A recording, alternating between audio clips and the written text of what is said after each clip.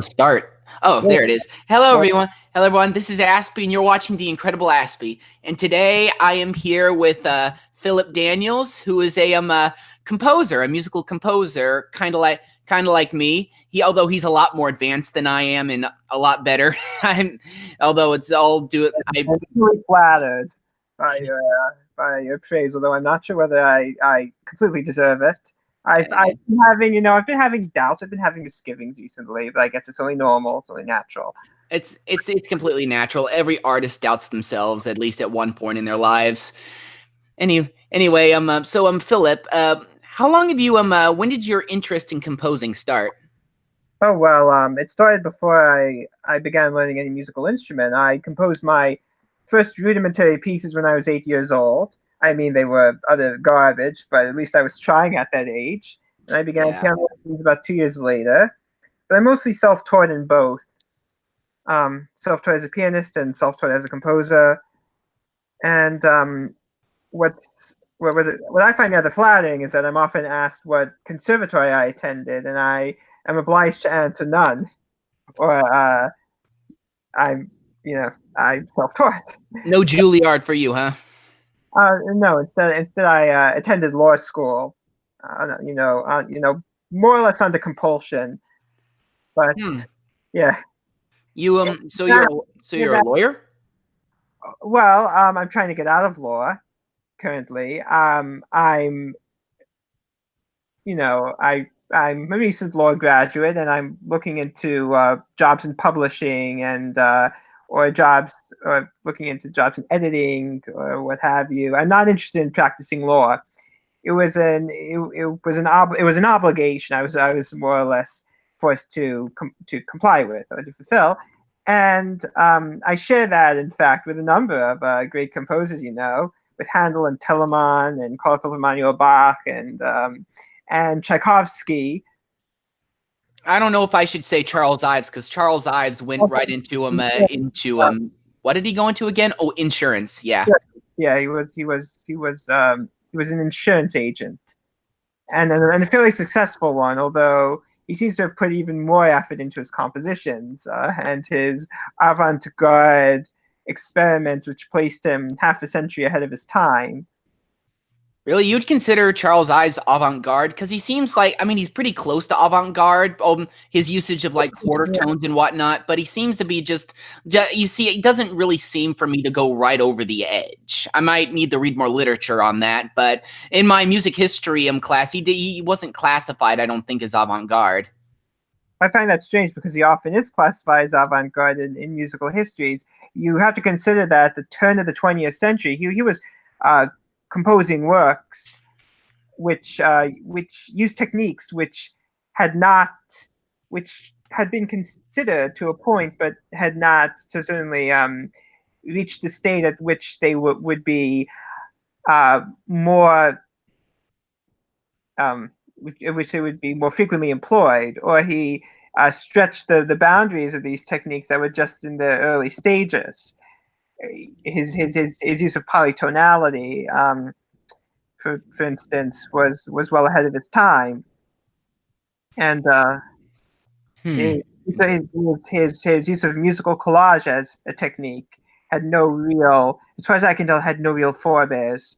So I would class him among the avant-garde, at least in spirit, if not in necessarily fact.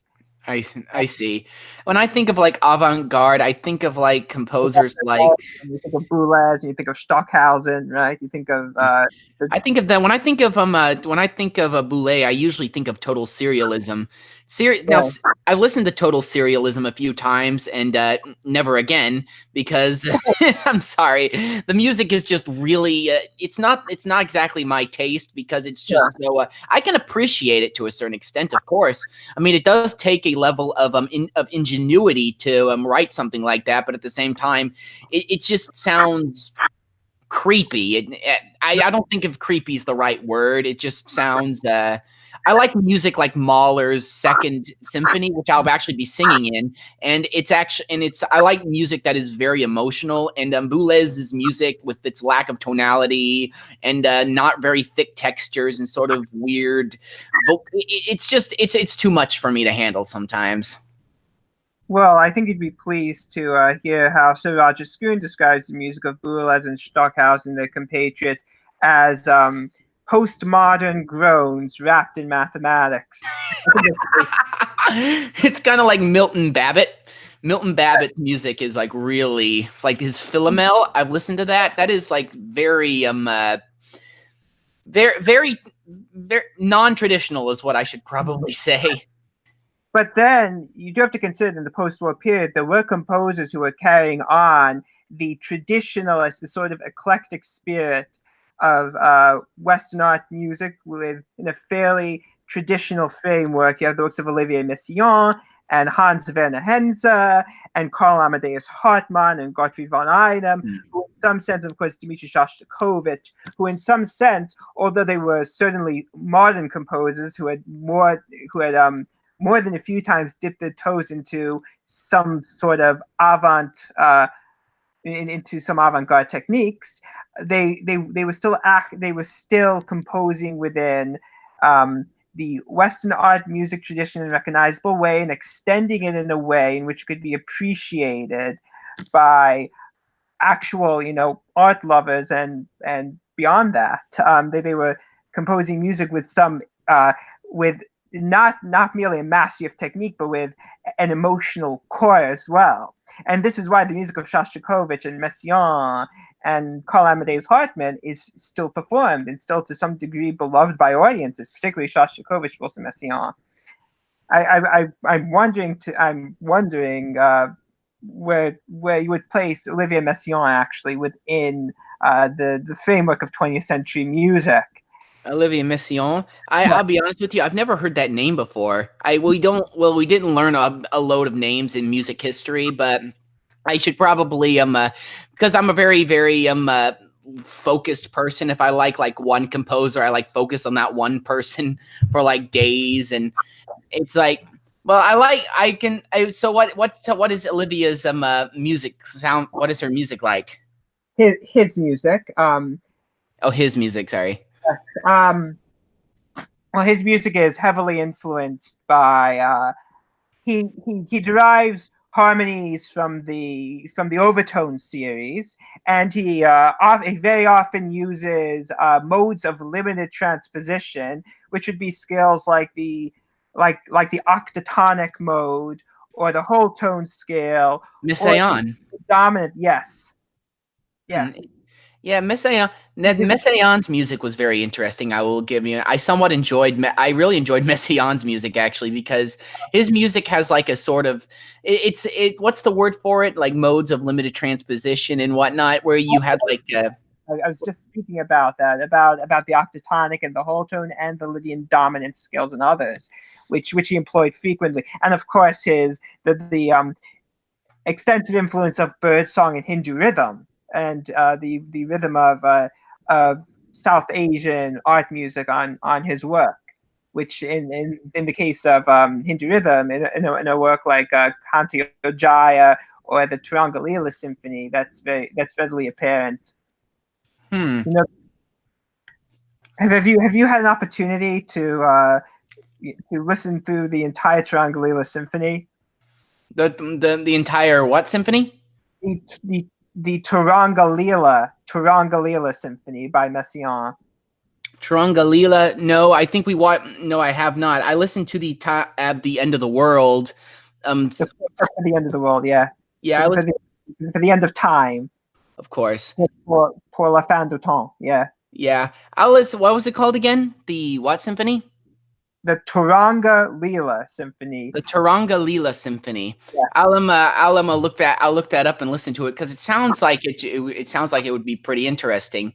It's part of Messiaen's Tristan trilogy, which is loosely inspired by the legend of Tristan and Isolde, which you all know is the basis of Wagner's revolutionary opera of the mid-19th century. Yeah. Which began the emancipation of the dissonance, which got us to where we are now. Of But course. I actually a few days ago I went to the theater and I actually got to see Wagner's Die Valkyrie, which was incredible. It was long, but it was incredible. And it was just the music was just so beautiful and everything.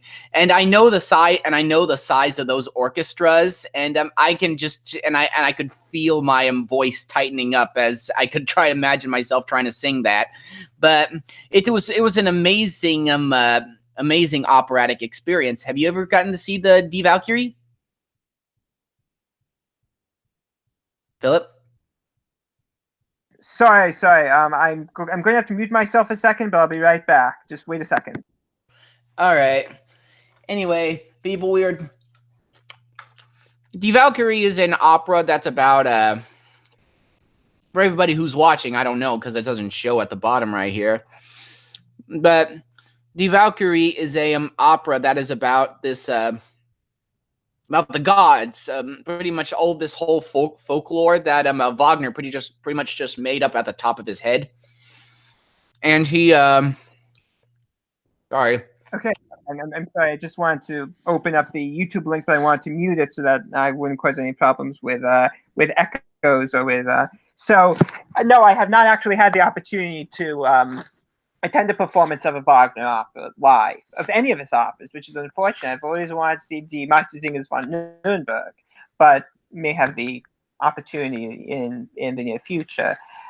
Yeah, you can go see them for about like very cheap at like movie theaters. I mean, of course, I've seen DVDs. You know, I've seen live streams too of various operas. I've recently been getting into some of the German late Germanic expressionist Fantasiac operas, the operas of Korngold and Trecker and Simlinsky, for instance, who sort of occupy this world that a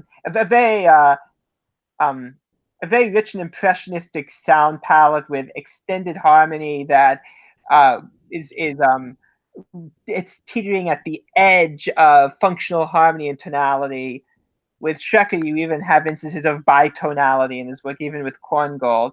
So it's a very rich and decadent style that really takes the Wagnerian principles of parsimonious voice leading to its breaking point, as I said. And that's very important. That's actually a principle that I use in my own work, as I said, the principle of parsimonious voice leading, which is a contrapuntal approach to harmony. The harmony is built out of independent melodic lines. There may be some, of course, ordinarily one melodic line will have primacy over another in the counterpoint, but still contrapuntal. And the traditional tonal relationships of tonic, dominant, median, and submediant and the like are in subtle and perhaps not subtle ways are broken in the sense that I will use motion by semitone, or motion by fourth, or motion by fifth. I will operate within the traditional rules of counterpoint of voice leading to move from one distant harmony to another distant harmony in the shortest possible, cleanest possible way, which is which ultimately results in a less tonally stable but more colorful harmonic palette. I do find when I listen to your compositions, you do tend to use a lot of exotic chords in relation to one another. I'm very much a neo romantic in that I am fixate a lot on traditional tonality. I'll occasionally try to add some more pan diatonic sort of influences into my music, a lot like Morton Lordson and John Adams. John Adams' music is kind of weird sometimes because it sounds very futuristic, and he occasionally even uses I find that generally the music of most of the minimalists, with the exception of the holy minimalists, sounds rather amateurish. I still contend that the greatest of all the minimalists is Anton Webern, but of the second Viennese school, I still find Webern the most distant. Aside from his earliest work, his earliest late Germanic work, the least accessible. While I find a maximalist, really a neo-romantic maximalist like Alban Berg. Even when he's writing serially, I find it much more accessible and much more human than Webern. It just strikes me as so cold sometimes. But Webern really is the first minimalist, particularly. Yeah, I see. Never heard that. Never heard that point of view. You believe Webern? Webern was classified as a total serialist, but you believe he was like the real first minimalist? Well, I believe that he presaged the minimalists. If you look at a work like his Symphony Opus 21, it's pointillistic to the point of such abstraction. It really is a kind of minimalism that, although it seems cold and distant, you do eventually warm up to it and you hear the beauty in it. But I find it much more approachable than the modern minimalists whose work I generally find just so dry and monotonous and repetitive and just repetitive without much interest. I see. The real problem with minimalism now is that it's really wedded itself to the 4/4 ostinato of pop music. It's really become too popified for me. Yeah, I listened to a composition by Steve Reich in Musical History, and and it was and his music does sound a little very repetitive at times, and even to the point where it does sound like pop music. Now that I think about it, we listened to this one like choir song he wrote, this choir piece he wrote, and it was like, and it sounded very very repetitive. It was cool sounding, but at the same time, it was very, very. Steve Reich also uses audio recordings in his compositions like that, such as what was that one? Get Out? No, not Get Out. I Let It Out. What was it called? Was it called? No idea. I do not know. I know about composers that people have never heard of, but I don't pay much attention to the minimalists. Mm. So what is your so what music do you like to listen to? Sorry, I'm eating lunch while I'm doing this. I apologize. Well, where to begin? I'll start with as I said, the fin de siècle German late romantics and expressionists. This would be not just composers like Gustav Mahler and Richard Strauss, but also composers like Max Reger, who is unjustly neglected, who was a true genius, whose music is endlessly fascinating to me. And besides Reger, you also have other composers of the so-called Munich school, like like like like like Ludwig Thuille, Thuille, and Joseph Marx and Franz Schmidt, who and Hans Pfitzner, who again their music is very lush to the point of being overwrought. It's full of rich counterpoint and the sort of this sort of colorful panchromatic harmony that I aim for in my own contrapuntal meanderings, that teeters right at the edge of tonality, but is like the summit of musical romanticism in the degree to which it expresses ecstasy, and tries to reach the sublime. Of course, there's always the issue that it could overstep into kitsch, and I would say in the music of Paul Graner or Paul von Klenau or Joseph Marx, you do sometimes, or Zygmunt von Hausager, you sometimes do come very close to the position of musical kitsch when they're otherwise aiming for the sublime or for the ecstatic. But that's one of my starting points. That is one of my major influences. That particular period that really starts. Well, it has its seeds in Wagner, in Richard Wagner, and it really starts with Hugo Wolf and Richard Strauss and Gustav Mahler, and it lasts until after the Second World War with the last works of Richard Strauss. And as I said, with late works by Paul Graner and Joseph Marx and others. And of course, how could I leave out among them the work of Siegfried Karg-Elert, who in my mind he was a contemporary of Max Reger. He was a successor of the Leipzig Conservatory. He was a major composer for the organ and for the harmonium or reed organ, and he managed to create a particularly German variety of impressionism. You would have to listen to his music to see what I mean. But the music of Siegfried Karg Ehlert certainly deserves a revival, and it's a major influence on my own work. And then I could point to I could also point to the German Expressionists and some of the neoclassicists.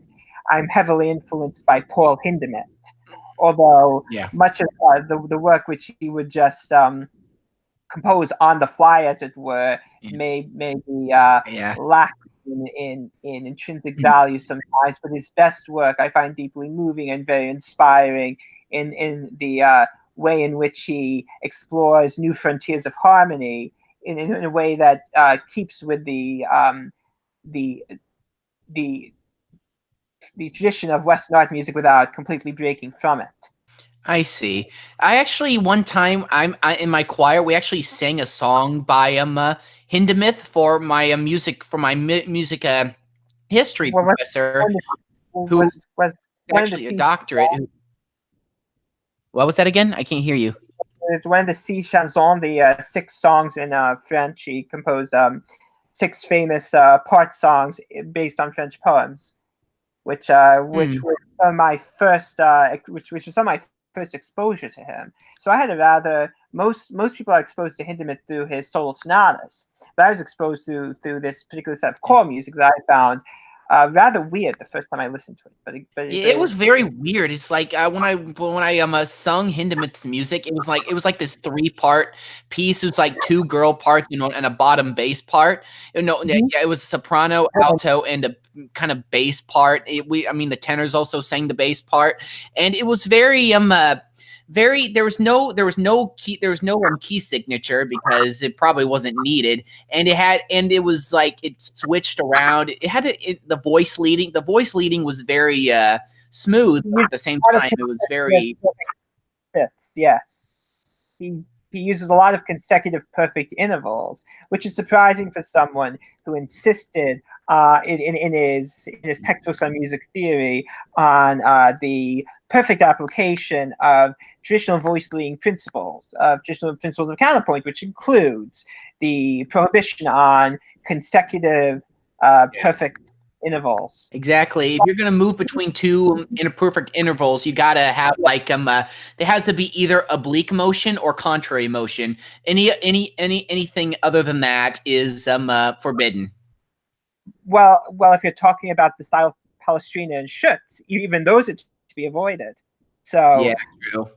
And you'll find some consecutive perfect intervals in my work, but I try to avoid them unless absolutely necessary. Unless in the particular context they are comprehensible, they make sense, then I'll use them. I remember we're singing a choir piece by Burnham entitled "The Sweetheart of the Sun," and he uses a lot of a lot of perfect intervals in concession. It had a very interesting sound to it. I kind of liked it actually. Depending on the spacing and depending on the quality of the chords, depending on particular harmonic progressions, it can sound archaic or it can sound rustic. So, and those are really the two main moves that would be expressed through the use of this technique. And in some of my own piano works, I'll use consecutive bass fifths in the left hand to convey, and this just in a handful of works to convey a feeling of the rustic. So I see. Of the music of folk music, the music of the country. So what do you think of Schoenberg's usage of in his Pierre Lunaire, Pierre Lunaire, his usage of Sprechensong, which is a singing technique where it's not really singing, but it's more like it's hovering, speaking on pitch. Yeah, it's on pitch, but you're hovering on each pitch, so you don't quite land on each pitch all the time. I find that it's really a novelty technique that I would not employ for an entire work. And even Pierrot Lunaire, he sometimes instructs the singer to lapse back into ordinary singing, into a more recitative style, as opposed to the Sprechstimme that characterizes most of the work. I find it interesting that you define it as a novelty, because that's what I kind of thought it was. He also he kind of tends to use it in like particular songs, especially the one where he's talking about the moths flying down and pretty much killing everyone. For that I can imagine why. It's a disturbing poem, so he's going to use a disturbing vocal technique for that. There are actually other settings of the Pierre Lunaire set of poems, which I think are by Stefan Georg, but I'm not sure. But there are other settings by other composers that are entirely traditional, and they've been more or less forgotten. But Pierre Lunaire, again, because of its revolutionary status, it's like Les Noces by Stravinsky, regardless of its intrinsic musical value, it'll always remain in the repertoire because of its historical stature. And as you said, the Liedersprechstimme or Sprechgesang is it evokes it evokes something. It evokes the lugubrious, the eerie, in a way that not many other musical techniques can. I mean, I often tend towards the Gothic in my own work, but it's typically more reserved than that. I'm sure you would agree. It's I wouldn't necessarily say restrained, but it's done with a little more subtlety. When I in my work, such as in my chiaroscuri for piano quintet, when I evoke this sort of Gothic, it's done in a more subtle way. At least that's what I'm aiming for. You know, I haven't quite gone as I haven't I don't believe that I have quite expressed anything as in my work as, I won't say unhinged, but as chill to the bone creepy as Pierrot Lunaire. Yeah, Pierre Lunaire, in some of the songs, it does chill you to the bone. Yeah, and it's not the only work by Schoenberg that has that effect. He composed a sort of mini opera monologue called Erwartung. Was one of his first atonal works. It was a free atonal work. I think it was one of his first. And I'll send you a link to the to a score video. But it makes use of his Klangfarben Melodien technique, or the technique of the creation of something functioning like harmony through the use of orchestral color, through tone color, which, in his pieces for orchestra, Schoenberg applied in his work Farben. Where the melody is actually a single note that shifts through tone color. Schoenberg had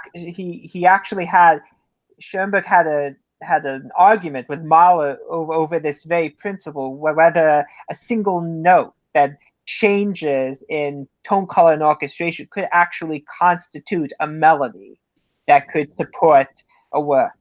And of course Mahler's view was that it couldn't, that was an absurdity. So Schoenberg went to he went out of his way to prove him wrong. The thing with Schoenberg is that you have to remember that he was in total mastery. He was largely self-taught, although he had been tutored by Alexander von Cyblinski. And of course, he married the sister of Alexander von Cyblinski, and Cyblinski's sister cheated on him with a painter who committed suicide later. But a painter who had tutored Schoenberg in expressionist painting. But I'm going off the rails now. The thing with Arnold Schoenberg is that he had totally mastered the traditional classical technique to the point where he could compose a really glorious late dramatic cantata like Gurlieder that after composition would not be premiered for 10 years. By the time of the premiere of Gurlieder, Schoenberg had abandoned He had abandoned traditional tonality. He had moved on to what he called pantonality, what others would call atonality. And so when he premiered Guru Leader, the audience finally applauded one of his works. Finally gave a standing ovation. He turned his back to the audience when they gave the standing ovation for this work. He felt that he had not his work had not been appreciated like this when it had deserved to be appreciated when it had first been composed and first performed.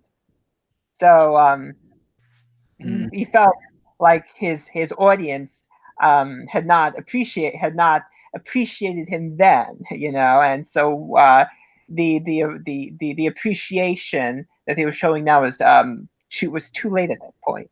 Yeah, some people say that Schoenberg was kind of ahead of his time because when he first started writing like this, he actually he actually only had like a very small fan base because of how different his music was. So in fact, and it was kind of interesting. I heard like he like ran like art shows, like musical small musical recitals, to where it was only promotion of modern music, I believe it was called. And guess who the most often performed composer was at these concerts? Ives. Max Reger. Max Vega. Max Reger, R-E-G-E-R. R-E-G-E-R. Oh, yeah. Why him? Why was he mostly performed?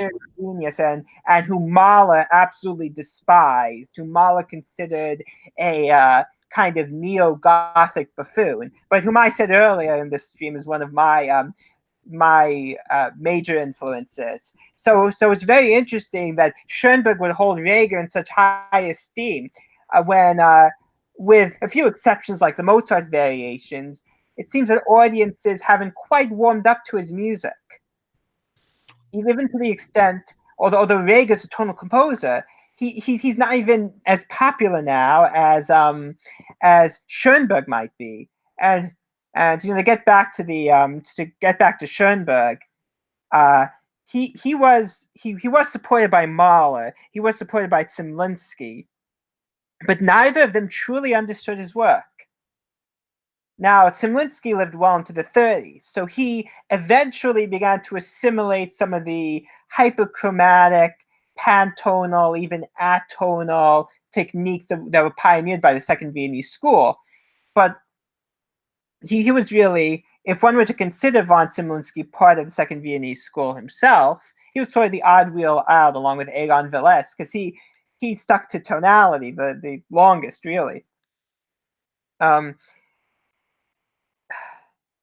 It's very interesting that Mahler, at the premiere of Schoenberg's first chamber symphony, which you should definitely listen to sometime, the first chamber symphony by Schoenberg, which was composed and premiered in 1909, Mahler said, and this was still a tonal work. It was a tonal work that made use of some quartal harmonies and was hyperchromatic. I'll write that down.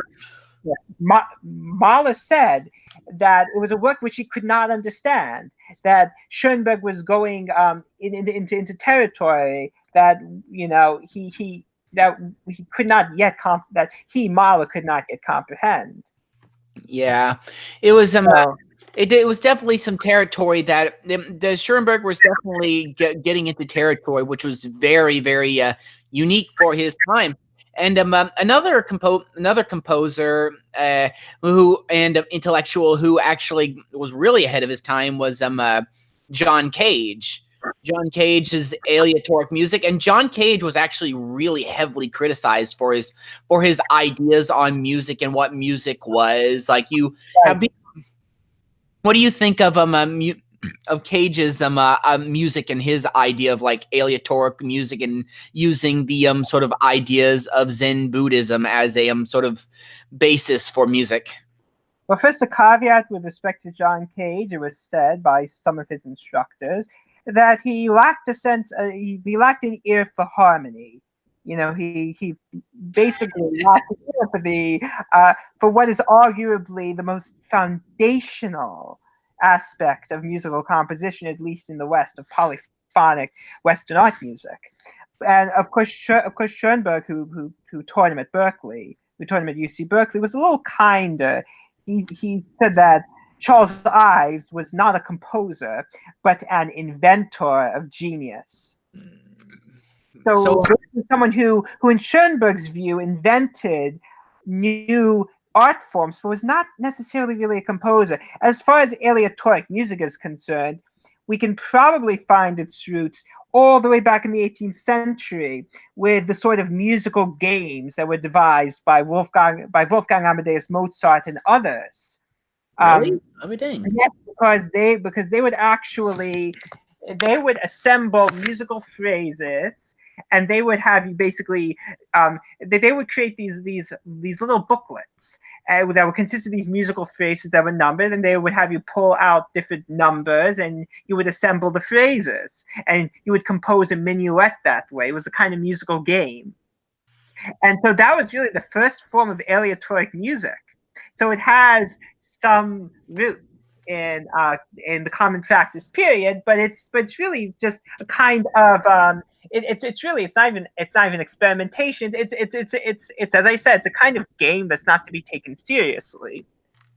Of course, John Cage was, as you said, he was influenced by Eastern philosophy. He experimented with the use of electronics, use of recordings, use of appliances, with prepared piano, with quarter tones. Yeah, actually, just a head note for my composition seminar, we have to write a piece for prepared piano. So yeah, that's gonna be fun. You know, if I wanted to write a piece of prepared piano, it would end up, you can imagine, it would end up being a very richly overwrought, sort of hyper late romantic, as sort of hypermanic essay in cyclical form. In cyclical form. I mean, that's what I would end up doing, because that's just me. But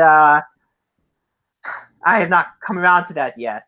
In fact, I think I might compose for dulcimer or for ordo harp before I compose for prepared piano. Might even compose for synthesizer before then. But John Cage, his most besides his experiments with prepared piano and the one organ experiment with the piece that's not to be completed for 600 years. You know, the perennial jokes to that is his most notorious work is 4 minutes 33 seconds. It's very interesting because I've seen people say that it was actually driven by a religious inclination,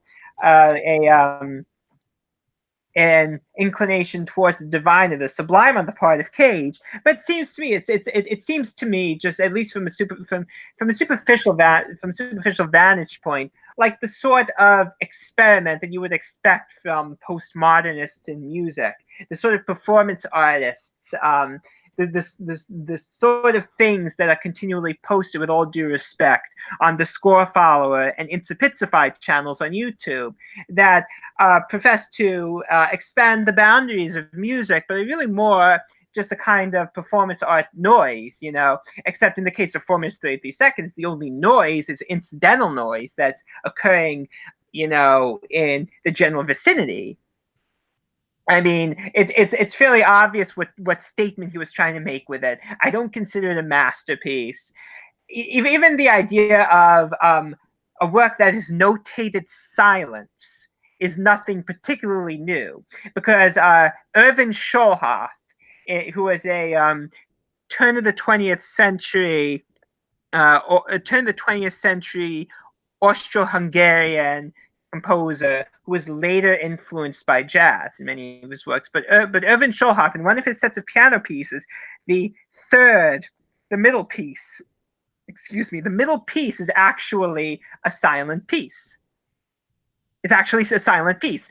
But what he does, he still notates. He notates rests. He notates fermatas. He notates smiley faces and frowny faces in the score. In fact, I'm going to pull it up, and I'm going to send you a link. And if you want to screen share, just give me a moment. I'm sorry if you can hear the typing. Oh, really? I gotta tell. And I have to tell you, I actually saw a video of somebody performing 433, and I went down to the comments below, and people were memeing the heck out of it. I swear, it was the funniest thing ever. Like one person said, "People, my friends, do you know how to play the piano?" And he says, "Yes." Then the friends point at the piano, "Play me something," and it just goes me. It was pretty funny. People making fun of that. Well, I found Sholhoff's pieces from his Five Picturesques. It's entitled In Futurum, in the future, and I'm going to send you.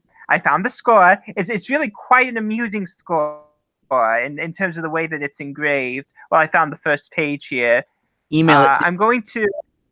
Well, actually, I'm going to copy the image. I'm going to see if I can paste it in our Hangouts chat. Let's see if that works. I don't think you I'll can. copy.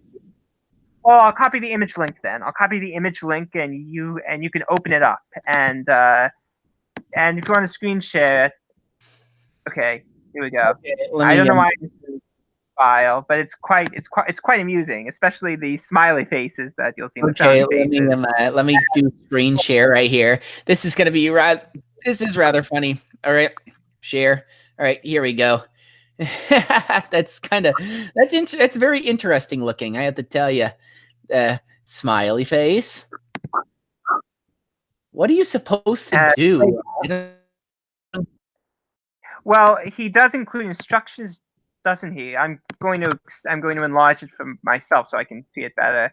He does include instructions. He includes expression markings. Just give me a second. My computer's rather slow. I just updated it to a new operating system. So he writes, now, of course, I don't know Italian. He writes, tutto il consone con espressione sentimento ad libidem sempre sino al fine. All the with expression and sentiment at liberty, always till the end. I don't know what il consone means, so that was my rough translation of most of it. He has a great pause in measure 29, and in parentheses he writes martial pause, and he has 4 exclamation marks above the fermata. He's also got a question mark above the bass clef, which is the right hand, in measure 27. It's really very amusing. There are a number of phrasing marks as well. And measure 14, he has an upside down fermata and a normal fermata on top of each other. And of course, you see the smiley faces. This was composed in 1919, so a bit later than I expected, but still earlier than the infamous work by John Cage that we were discussing. Now, the other works of Sholhoff from the set from the five picturesques, as far as I know, they're more conventional. They're influenced by jazz. There's much of his piano music and much of his chamber music. You can find scores of his chamber and piano music on YouTube. You can find scrolling score videos, and I would advise you give some of his work a chance. It's very interesting, although not necessarily the apex of music of the time. And of course, you can see he died in 1942. I believe he died. He was killed in a Nazi death camp. He was of Jewish ancestry, if I'm not mistaken. So I see. John Cage was definitely a unique. He had also some very interesting music from around this time. Frankly, after World War I or World War II, both the world wars, that there was a lot of rejection of emotional feelings in music, and that music should not have any sort of emotion to it. A lot of them believing. What is that a proper summation of the musical philosophy of the time? Oh, I think that stands true for the sort of objectivist avant-garde of Boulez and Stockhausen. The I don't remember the acronym, but the society also that was founded in Paris that was dedicated to the study of, or was founded by or co-founded by Boulez, and that was dedicated to the study of acoustics. This seems to in part it's not necessarily a new idea, because we see with Joseph Matthias Hauer, who developed an atonal system around the same time as Schoenberg, that he asserted that music was incapable of emotional expression, and Stravinsky was asserting, actually, Igor Stravinsky making the same claim that music cannot actually express emotion. And yet, of course, Stravinsky remained until the last decade of his life, when he entered his serial period. He remained perhaps he made he remained moored in tonality and in traditional techniques, no matter how far he pushed boundaries. But certainly with the Darmstadt school, certainly with Stockhausen and Boulez and their acolytes, there's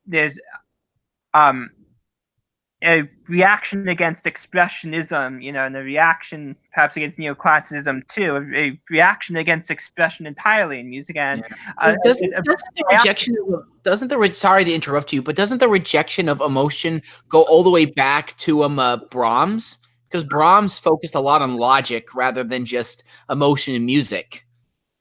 Well, no, I would disagree with that, because I would contend, and I think this is very obvious in his music, that Brahms sought a balance, an equilibrium between expression and logic, between emotion and logic. He believed that as far as I understand it, that one must master the logic of music, one must master the foundational aspects of music, like harmony and structure, and then, having mastered those and employing those in a comprehensible, in at least a competent and comprehensible way, one can fully express oneself. And of course, Brahms's music is full of emotion, and it's very much influenced by his somewhat tumultuous life, by his unrequited love for Clara Schumann, by his the various grief he suffered throughout his life, the struggles that he faced. It's found through all of his music, from his earliest work, from his early piano sonatas, through the German Requiem, to the sacred songs and the chorale preludes that he composed at the end of his life. They're full of emotionalism, but it is always constrained, although expressed, is still constrained within an inexorable formal logic. So his music.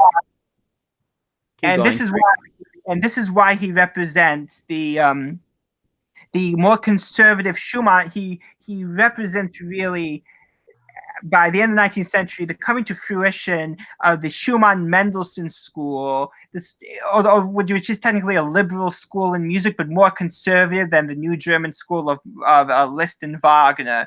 Because Liszt and Wagner, well, of course, really, in many ways, they were the avant-garde of their time, right? And they were was like one of the first people to use the octatonic scale. Actually, that was some. I learned that, and well, you can find traces of octatonic series in as early as the music of Johann Sebastian Bach, but in some of his bass lines, actually, in a cantata or two, but we normally do associate the octatonic scale, actually, with Eastern composers, if you will, with Russian composers like Rimsky-Korsakov and Glinka and Balakirev, the mighty handful. They were among the first to use the octatonic scale in serious large-scale compositions. Liszt, of course, used the octatonic scale as well. In fact, at the opening of the Dante Symphony, if I'm not mistaken, at the opening of Liszt's Dante Symphony, the opening motif, which runs through the entire work, is actually, it uses all 12 tones of the chromatic scale without repeating, or all 11, or all 12 tones, right? All 12 tones, excuse me, all 12 tones of the chromatic scale without repeating. So even the idea of a tone row is nothing necessarily new in and of itself. It's merely the way in which the tone row is employed within the overall structure of the work, the way it determines the structure of the work. That's new in the case of the Second Viennese School. But in my Sinfonia Concertante for a string orchestra, in the fifth movement, the primary theme is derived from the octatonic scale, and it goes through a number of transformations, a number of metamorphoses. There's one episode that recurs a few times in the course of the last movement, that combines the chorale melody Als tiefer Nord schrei ich zu dir, which is in the Phrygian mode, with the melody in the octatonic mode. With rather, it's not really a melody, but with the motif in the octatonic mode that that undergirds the movement. So one thing that I've been exploring in my work is the possibility of combining in counterpoint melodies in different modes. Let's say in the Phrygian mode, the Lydian dominant mode, and the octatonic mode simultaneously, without harming the tonal coherence of the work. So each melody is in a different mode, but there's still a tonal center. That's something that I've been experimenting with, and I think that in the fifth movement, although I only employ it for small segments in the fifth movement of my Sinfonia Concertante, I think I do succeed in that work. But it is very interesting, as you said, that Liszt in many of his late piano works and his late choral works and his mid to late orchestral works, he's consciously pushing the boundaries of tonality. He is experimenting with exotic modes when the only others who were doing it at the time were Russian composers, particularly Russian nationalist composers, who were often composers steeped in the folk traditions of the country, but without any real musical training, who were autodidacts. So Liszt really belongs in almost a class of his own in Western Europe, because pre-impressionism, pre-1880s, which is the decade in which he died, he's the only one besides who's really experimenting with these exotic modes. Wagner's pushing, as I said, the boundaries of tonal coherence to its breaking point through through parsimonious voice leading, through hyperchromaticism, through resolutions of dissonances that are delayed from the beginning to the end of the work, as we have with Tristan, the Tristan prelude, where the famous Tristan chord is not resolved until the climax at the very end. So, but Wagner didn't, as far as I'm aware, he didn't actually experiment with synthetic modes the way that the Russians did and the way that Liszt did. So, as avant-garde as Wagner was, there was some. It seems that there were some areas that he did not touch that perhaps didn't interest him, or perhaps were not suitable for someone who was committed to composing works that, in his view, reflected the German national spirit. I know I've been ranting, but I'll just stop it there, and I'll let you continue. All right. So, what is your opinion of Debussy? Because Debussy's music is very impressionist, and it has a sort of, and Debussy's ideological sort of backing behind music is that music was to be made for pleasure, but he was very avant-garde for his time because he rejected the entire tonal system and went more towards a more modal direction, I think it was, and he his music's very it's not extremely dissonant, but it is pretty dissonant in certain areas, and it's very, very unique in its regard. I forgot exactly what symphony by Debussy we listened to, but his music was very it was very different. Also, I'm actually singing a song by Debussy in my senior recital, which will be here in like less than a month. And it's it was called L'Ombre des Arbres, which is a Shadow of the Trees, and it's from his 13 songs, Ariettes. And it's and that he was a prolific composer of romances, of basically the French equivalent of Lieder, of songs to voice and piano. So, and he was quite adept at composing for the voice, and the style which he developed, which, as you said, which relied extensively on the exploration of archaic of Gregorian modes. He stuck to Gregorian modes with the exception of the whole tone scale for the most part, and he's really in many ways the summation of a peculiarly French approach to composition, which places color and sonority over, as I would call it, over inexorable formal logic, which is more the province of the Germans. And you see this in the works of many of Debussy's predecessors. You see it to some degree in Franck and in Fauré and in Camille Saint-Saëns. You see it as far back as the Couperin family and Rameau, and you see it in a German like Gluck, who was heavily influenced by French music. This focus on the beauty of a sonority in contrast to its particular function within a musical narrative guided by formal logic that has a clear beginning, middle, and end, and exposition and development, and perhaps a recapitulation and a coda, as a literary work would. So this is music that is more removed from the model of literary prose narrative, as so much music is reminiscent of in its approach to formal logic. And this is music which is closer, as the name impressionist suggests, to painting, which is an impression, painting which is meant to evoke some sensation or a memory of something real that is through time refracted into something that's more hazy. But it is interesting that Debussy rejected the phrase impressionist, first of all. He rejected the term impressionist as a description of his style and of any school associated with him.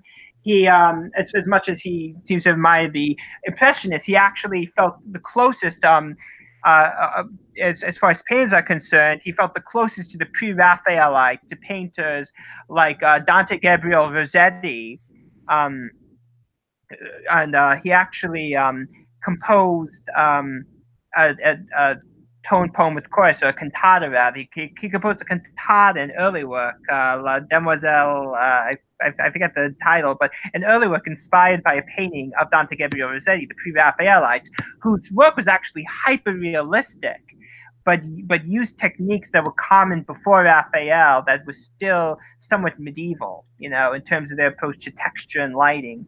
So that seems actually to reflect his approach, sort of return to, as I said, to the Gregorian modes, the church modes, as a foundation for harmony, and thus in returning to the Gregorian modes, a new approach to voice leading, which opens up the harmonic palette to planar chords or to consecutive triads in root position, as a coloristic effect, perhaps, as we hear in his prelude, the Engulfed Cathedral, or in some of his other works.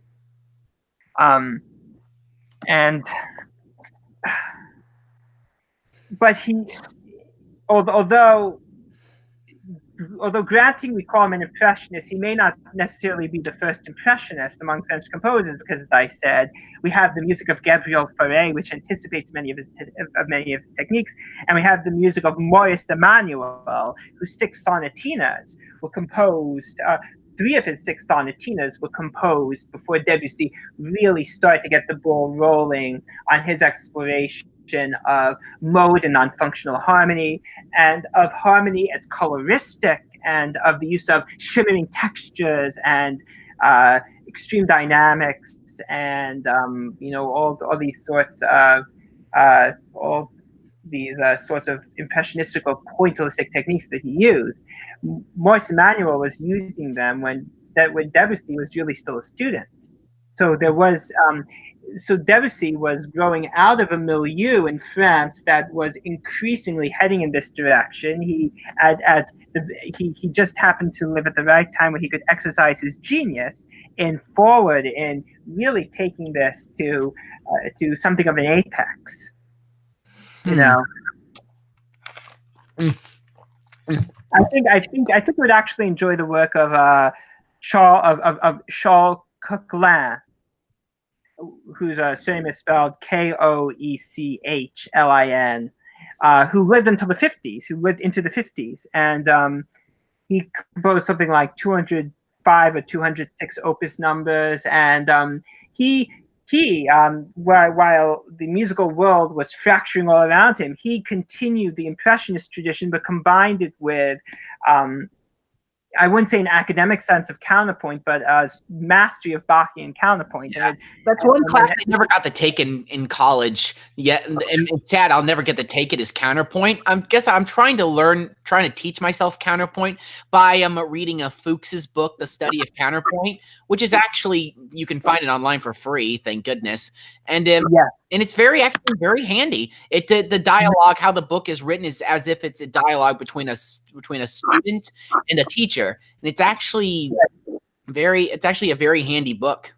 Mm-hmm.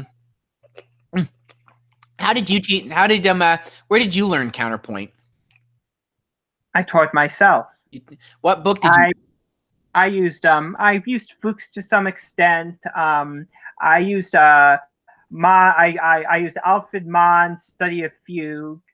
I used 16th Century Polyphony by Knud Jepsen, and I used some other texts. But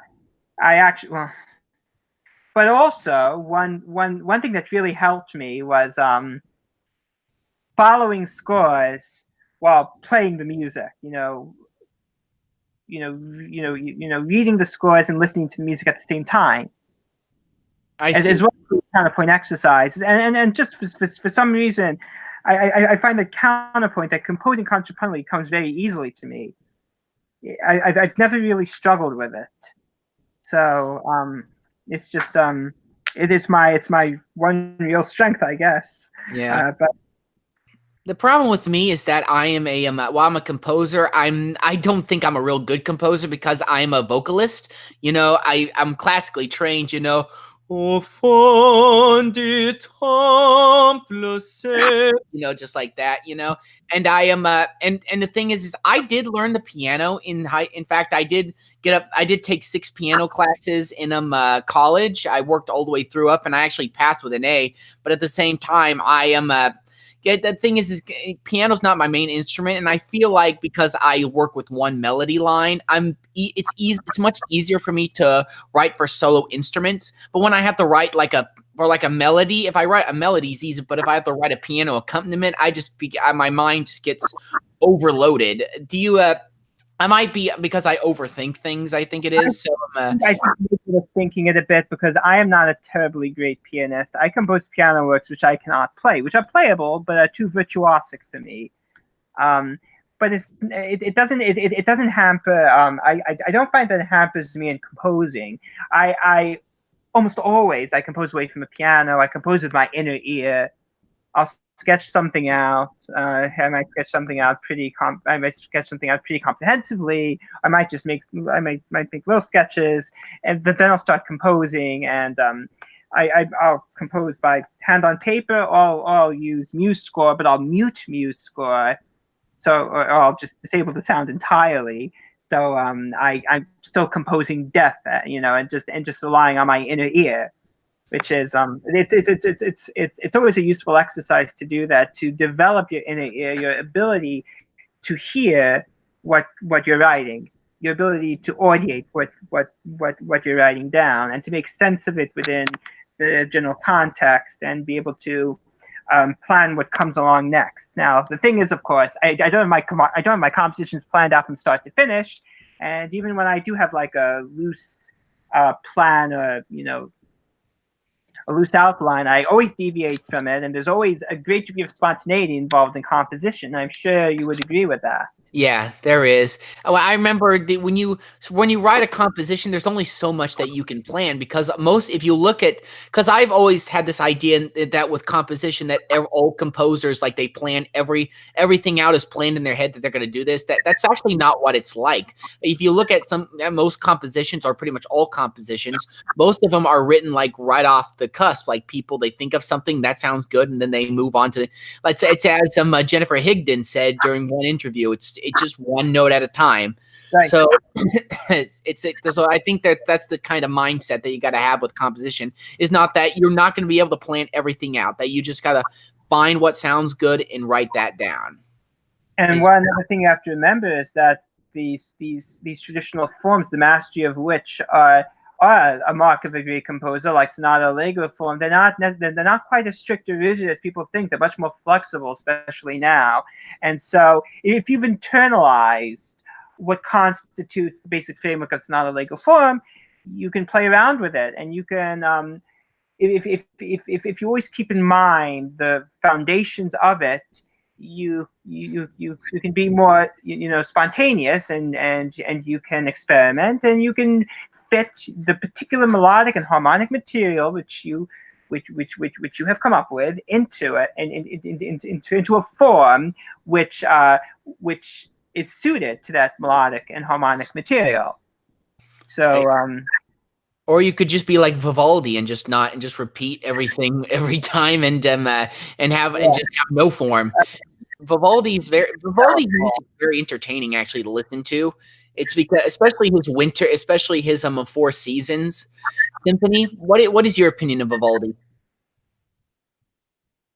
Well, I greatly respect Vivaldi. Perhaps he may have been a bit too prolific, and he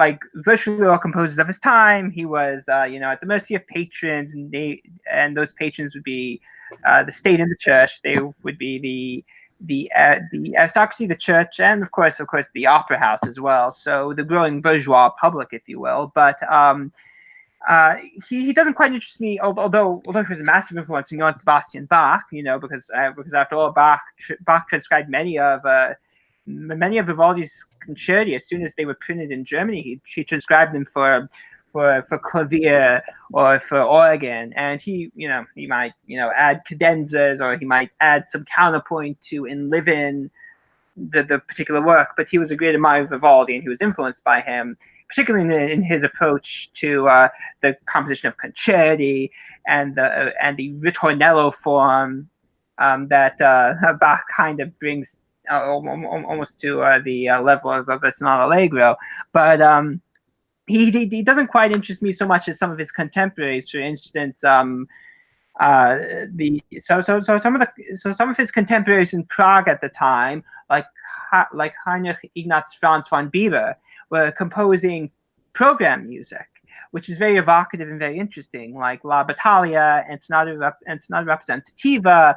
The latter, the Sonata Representativa by von Bieber, it actually consists of movements which most of which imitate the sounds different animals make, but it does so in a very entertaining and artful way.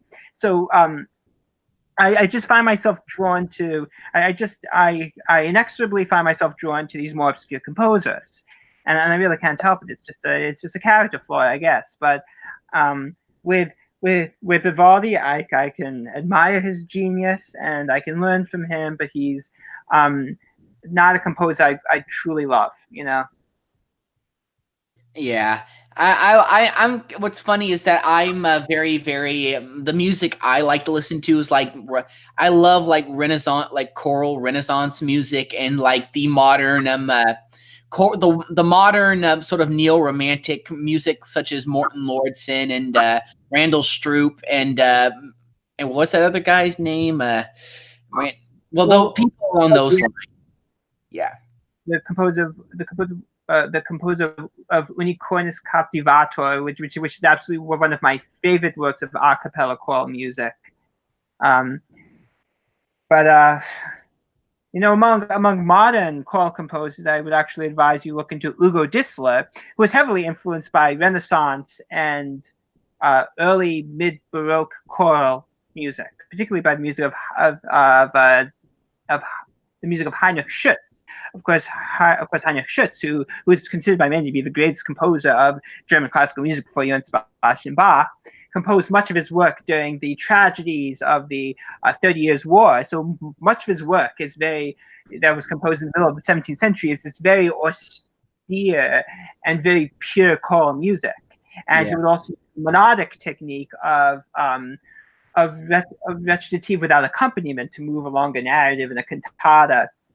Yeah. And given the lack of resources during the 30 Years' War, that made sense. But that was a major influence on Dissler. So I would suggest you look into the work of Dissler, of Ugo Dissler. It's Distler, whose work is actually, most of his work is in the public domain now, so you can easily download it off of sheet music sites like imslp.org. Yeah.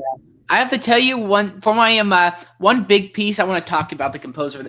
I have for my senior recital, I'm actually doing one really big piece for tenor by Benjamin Britten called the Serenade for Tenor, Horn, and Strings by Benjamin Britten, and it's like one of the most difficult. It's one of the most difficult pieces I've ever had to learn because of how non-tone. I mean, it's very tonal. Benjamin Britten was very much a traditionalist composer, but he also he's kind of, it's kind of hard to classify Britten because Britten was kind of a man of his own, was kind of a composer of his own sort of style. But I might actually challenge that because he was heavily influenced by his teacher Frank Bridge, who and you can hear sort of the stirrings of Britten's style in Bridge's works. Bridge actually employed polytonality or bitonality, but within a very hyper-romantic idiom that also owed a great deal to Impressionism. It had a lot in common with the music of Cyril Scott and Friedrich Delius, who are of course both sort of English Impressionists. But I'm sorry I interrupted you. I just wanted to make that point about Frank Bridge. You didn't interrupt me. For Britain. Is there anything else you have to say on Britain? Because actually, I haven't really explored Britain per se that much. You know?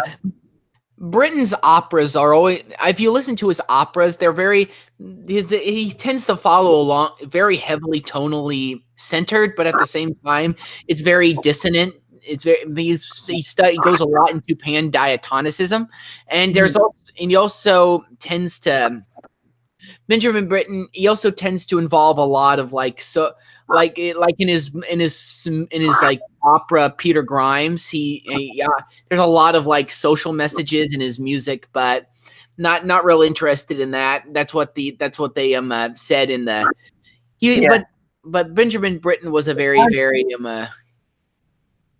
well, you know, in some sense, the opera Peter Grimes is meant to be a kind of an autobiographical work for Benjamin Britten, and given the fact that Britten was he was a homosexual at the time when although it was tolerated in polite society, the homosexual act was technically criminalized in the United Kingdom, and certainly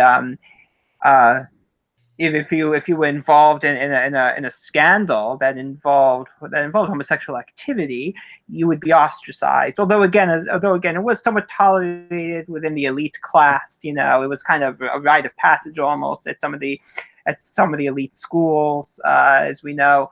But that informed his work a great deal. And of course, he was a pacifist. He was a leftist.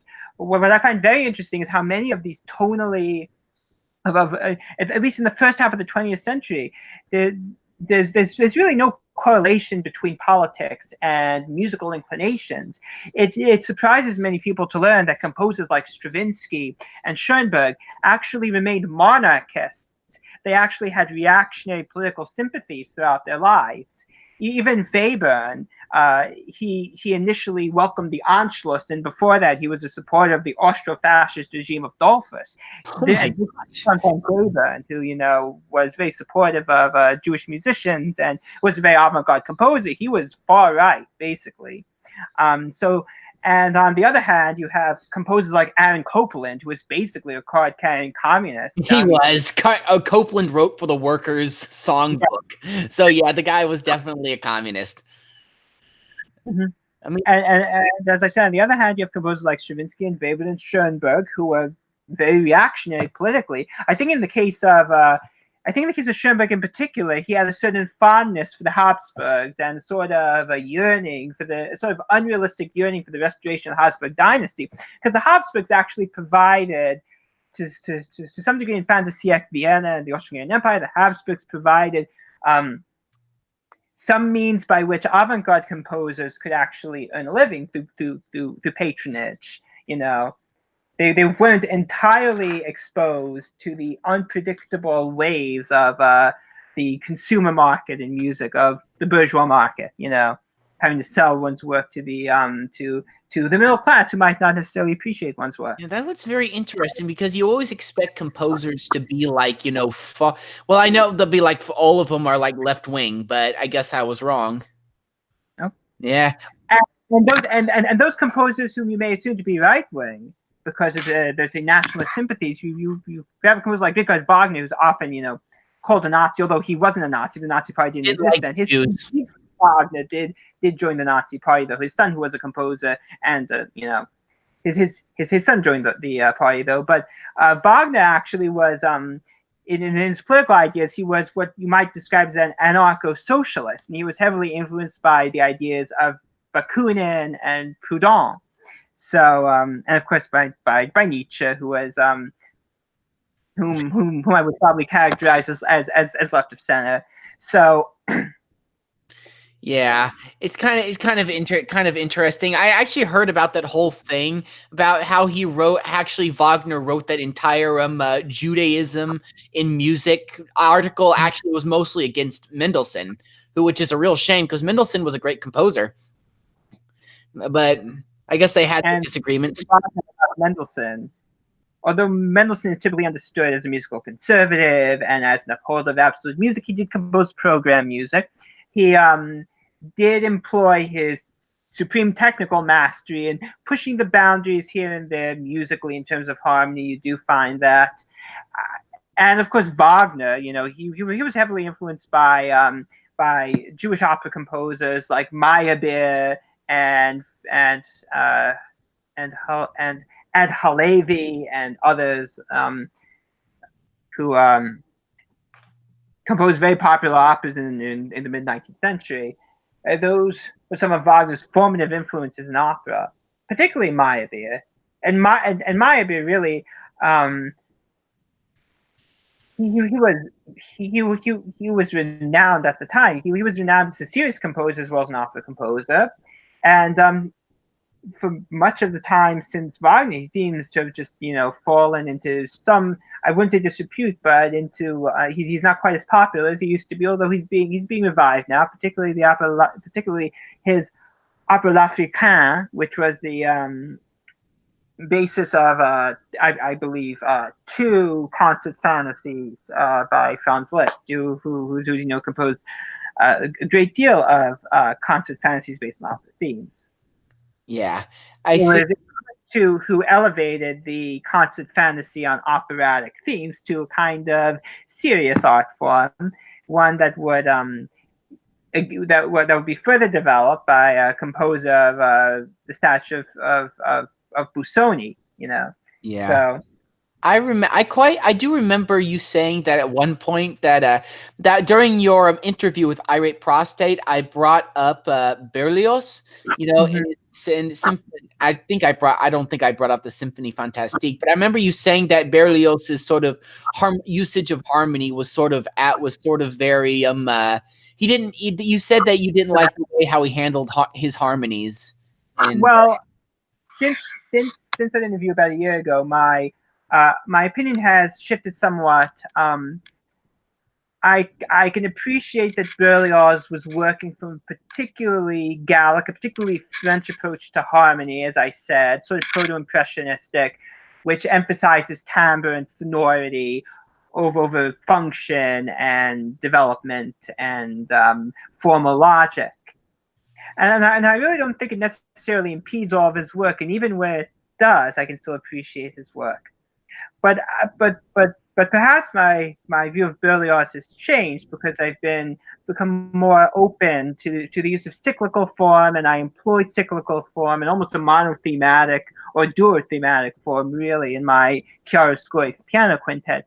So perhaps my own development as a composer has allowed me to more accurately assess the musical legacy of Berlioz and to appreciate him to a greater extent. Yeah, I remember I was a little not thrown off by that, but I was definitely very interested in why that because Berlioz's music can sound at times a little bit all over the place, but overall I think the Symphonie Fantastique is a very very interesting and great piece of music actually. And what I was surprised to learn about is how big the orchestras at this time in musical history got. Like back in the days of like Monteverdi's like L'Orfeo, you had like these very tiny like chamber ensembles pretty much who were performed like basso continuo type music. But then you go up to like the Romantic period and you have these like gigantic orchestras. Like I think Mahler's second had like the biggest. No, I think it was actually his eighth symphony. It was the Symphony of 1,000. Yeah, that one. That one has a lot of people in it. Yeah, the first half is a setting of the Veni Creator Spiritus, and the second half is the conclusion of Dr. Faustus. So it's this giant cantata, which is not entirely unprecedented. I mean, besides Beethoven's Ninth, you also have the Lobegesang Symphony by Mendelssohn, which is a kind of cantata. So it's not entirely was not entirely unknown up to that time, but of course Mahler's dictum was that a symphony should be like the world; it should contain everything, and he tried to outdo himself with each symphony. So symphonies definitely do have this cosmic aspect to them, and that's something which was continued, to some degree in the works of Nielsen, but definitely in the works of Shostakovich. It was continued also in the works of Berg, who seems of all the Second Viennese school, I say Alba and Berg, and to some extent Egon Veles, were really the closest to Mahler in terms of their musical character, the musical essence. The sort of maximalist, the sort of modernist romanticism. But one thing, just getting back to the basso continuo ensemble and the sort of chamber ensemble that existed during the period of primarily aristocratic and church patronage during the early Baroque, 17th century, during the days of like the court operas, yeah. Yeah, you have to remember that at this time, of course, this is what music historians and musicologists call early music, and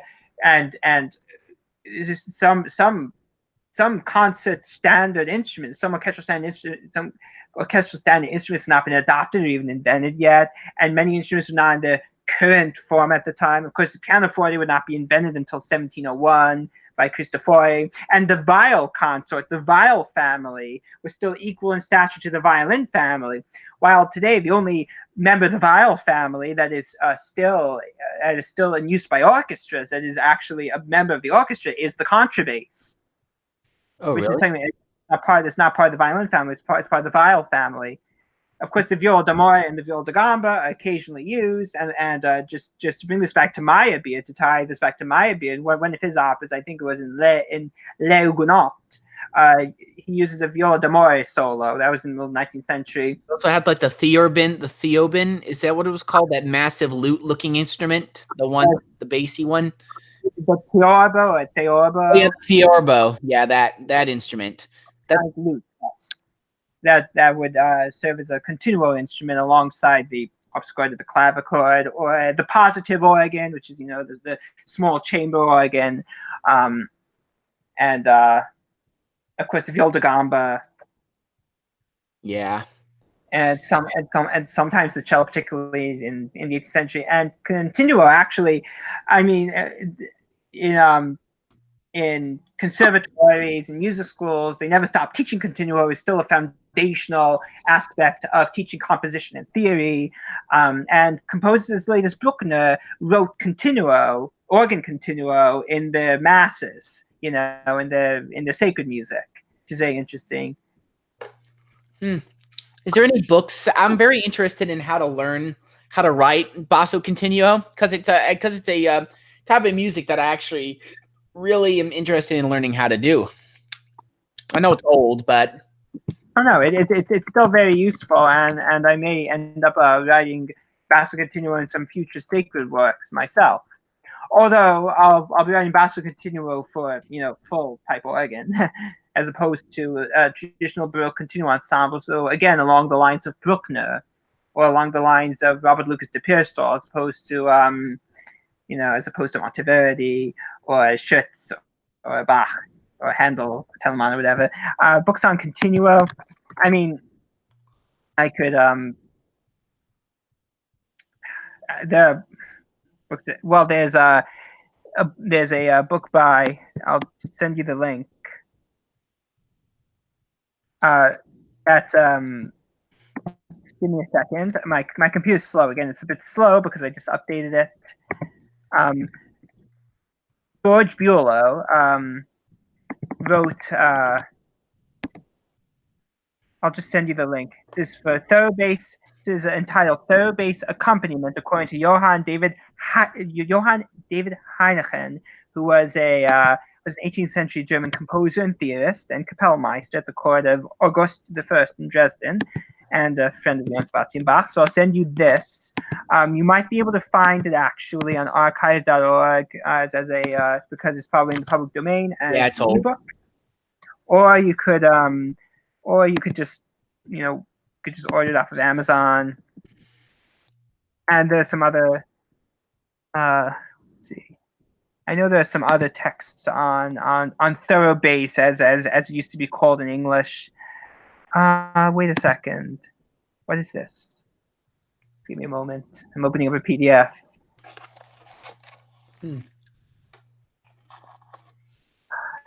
If there's anything else you'd like to discuss, my voice is kind of hoarse at this point. I mean, I had all 4 of my wisdom teeth removed last Thursday, so I've been on limited diet. Yeah, I remember that. That's not fun. No. All 4 of them at one time? Just like, that's what I did too. Yeah.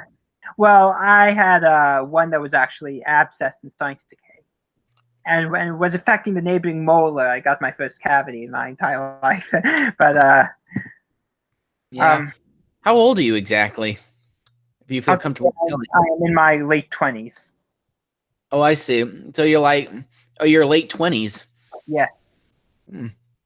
So I'm pretty old at this point, right?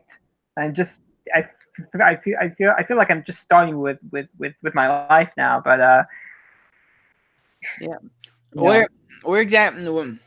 So you grew up in the Eastern United States? Yes, and I won't say where. I'll just say it's one of the Mid-Atlantic states. Oh, I'd say I went to Washington D.C. one time. Holy crap, was that miserable? Yeah. Yeah. I live in the suburbs of a major metropolis that's not too far from D.C. and it's not too far from New York or even Boston either. So you can probably figure out now where I live. Yeah. I just lost myself. Yeah. Oh, just one last thing. I remember I sent that one composition I made what is it? Asian folk song at you? Did you watch it? Did you see that? How long ago was that? I don't even remember. Was that on Discord? You sent it to me? I think it was actually in the comment section of one of your one of your videos. I've gotten quite a few comments. I'm going to have to look and see, but I'll take a look at it. I might have looked at it. I don't remember, but all right, ages ago. It's fine. It's fine. I'll So your voice is very hoarse right now. You said it's not very hoarse. I probably shouldn't. I probably should relax it a bit. But I mean, we had a good conversation. I'd love to do one of these again. Yeah, we should talk again sometime. I actually really enjoyed this. You're very knowledgeable about this subject. I wish I were more knowledgeable. That's how I feel. But me too. That's how I feel. The problem is I'm a very, very bad reader. Like I'll read like an entire page and I won't even know what I read. Right now I'm trying to read the what's that book called again? The Republic by Plato. Mm-hmm. And I get like a page through and I'm barely understanding when they're talking about what justice is. I can barely understand it, but I'm getting better eventually. I mean, I have like a 3.8 GPA in college, so I have somewhat good at reading. Yeah, you've got plenty of time to grow intellectually and to really expand your horizons. I feel like in conscious I'm an old man at this point, Yeah. but and I'm just starting out as as people say. So, and I still got hopefully a good deal ahead of me. Yeah. Hopefully me too. Well, it was good talking to you. All right. All right. I'm going to bye everyone. This has been a very interesting conversation. I'll Yeah, would you like to I'm glad for the opportunity, and I'd love to do one of these again. So would you have like an to evening. And, yeah, go follow him, Adam. The link for his channel will be down below. Phillip Daniel, and a really good composer. Check him all out, everyone. Okay, bye.